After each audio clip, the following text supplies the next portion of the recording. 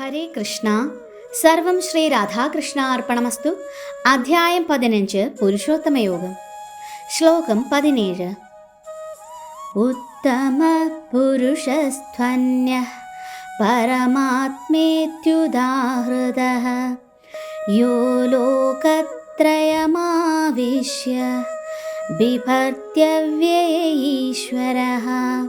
വിവർത്തനം. ഇവരെ കൂടാതെ പരമപുരുഷനായ പരമാത്മാവ് എന്നറിയപ്പെടുന്ന അവ്യയനായ ഭഗവാനുണ്ട്.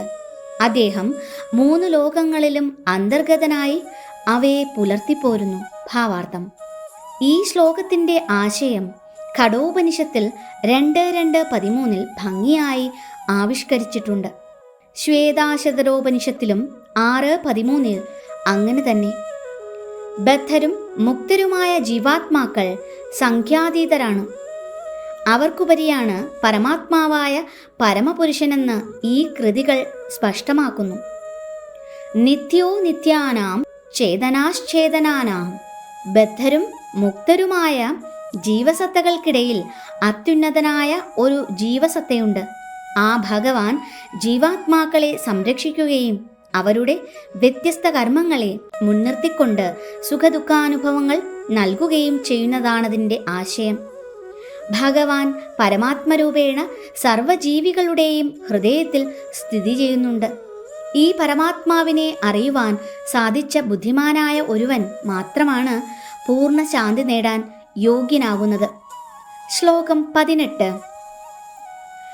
യസ്മാക്ഷരമധീതോഹമക്ഷരാദപി ചോത്തമഃ ആദോസ്മി ലോകേ വേദേ ച പ്രതിദഃ പുരുഷോത്തമഃ. വിവർത്തനം. ഞാൻ ഇന്ദ്രിയാതീതനും ക്ഷരങ്ങൾക്കും അക്ഷരങ്ങൾക്കും അതീതനും സർവശ്രേഷ്ഠനുമായതുകൊണ്ട് ലോകരും വേദങ്ങളും എന്നെ പുരുഷോത്തമനെന്ന് പുകഴ്ത്തുന്നു. ഭാവാർത്ഥം.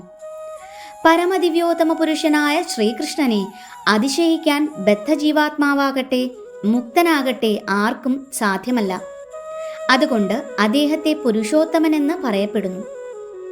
ജീവാത്മാക്കളും ഭഗവാനും വ്യക്തികളാണെന്ന് ഇവിടെ സ്പഷ്ടമാക്കുന്നുണ്ട്.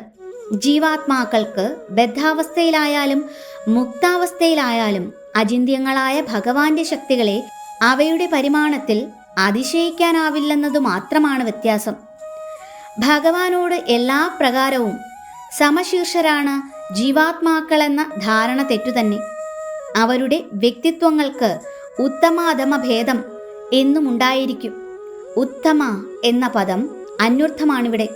ഭഗവാനെ കവിഞ്ഞു നിൽക്കാൻ ആർക്കും സാധ്യമല്ല. ഇവിടെ ലോകേ എന്ന പദം പൗരുഷാഗമത്തിൽ സ്മൃതി ഗ്രന്ഥങ്ങൾ എന്ന അർത്ഥത്തിലാണ് പ്രയോഗിച്ചിട്ടുള്ളത്. ലോക്യതേ വേദാർത്ഥോനേന. വേദങ്ങളുടെ ഉദ്ദേശ്യം സ്മൃതി ഗ്രന്ഥങ്ങൾ വിവരിക്കുന്നു എന്ന് നിരുക്തം. സ്ഥാനീയ പരമാത്മാവായ ഭഗവാനെക്കുറിച്ച് വേദങ്ങളിൽ തന്നെ പ്രതിപാദിച്ചിട്ടുണ്ട്.